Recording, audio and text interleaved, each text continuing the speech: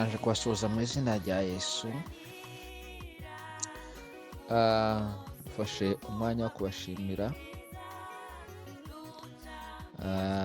abagize itsinda rya Nibature hirya no hino ku isi mu bihugu bitandukanye, kuko mubibona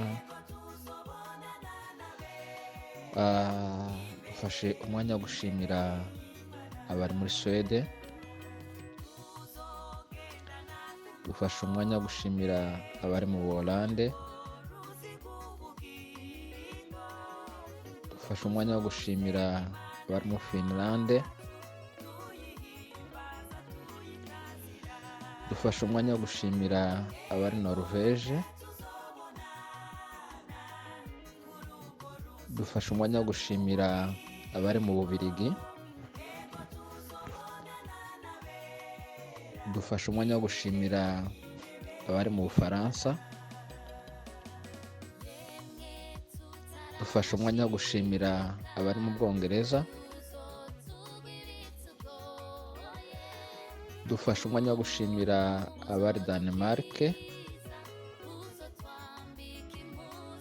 dufashe umwanya wo gushimira abari Etats-Unis, dufashe umwanya wo gushimira abari muri Canada, dufashe umwanya wo gushimira abari Australia, dufashe umwanya wo gushimira abari muri Afurika, muri Congo i Bukavu, dufashe umwanya wo gushimira abari i Burundi, dufashe umwanya wo gushimira abari mu Rwanda,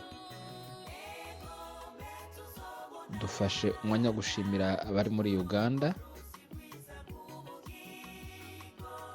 dufashe umwanya wo gushimira abari muri Kenya, dufashe umwanya wo gushimira abari Malawi, dufashe umwanya wo gushimira abari Pologne n'ahandi hirya no hino ushobora kuba wenda ntahavuze, ariko ibihugu zose muri rusange duterana umunsi ku munsi. Imana ya Isiraheli ibaheze imigisha. Mwatubereye umugisha utanamana natwe umunsi ku munsi, tukaba dusoje imyaka 3 twinjiye mu mwaka wa 4.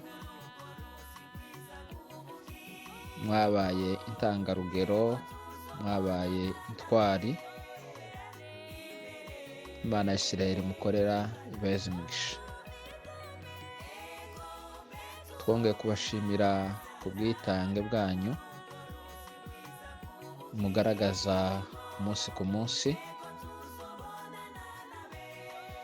kuko mubizi duterana turi henshi hatandukanye, ariko tugahurira ku isaha imwe. Abakuru baturimwo, abato baturimwo, umuntu wese mu mwanya wiwe turamushimiye. Imana imuhe. Turashimira abanyamasengesho ba saa 9, turashimira abaririmbyi bacu, turashimira n'abapasiteri bacu mwese aho muri mu bihugu bitandukanye. Imana ya Isiraheli mukorera ibaheze imigisha. Twongeye no gushimira abashyitsi bazabaza batugana, bo dutumira hirya no hino bakavuga ubutumwa online, kuko Nibature ihuza ibihugu byose, ariko ko duterana turi henshi hatandukanye. Turabashimiye ubutumire bwacu, muzamubwitabira kandi mukatubera umugisha. Imana ya Isiraheli mukorera ibagire neza. Twongeye kubashimira ku butwari mugaragaza mu kubera abandi umugisha,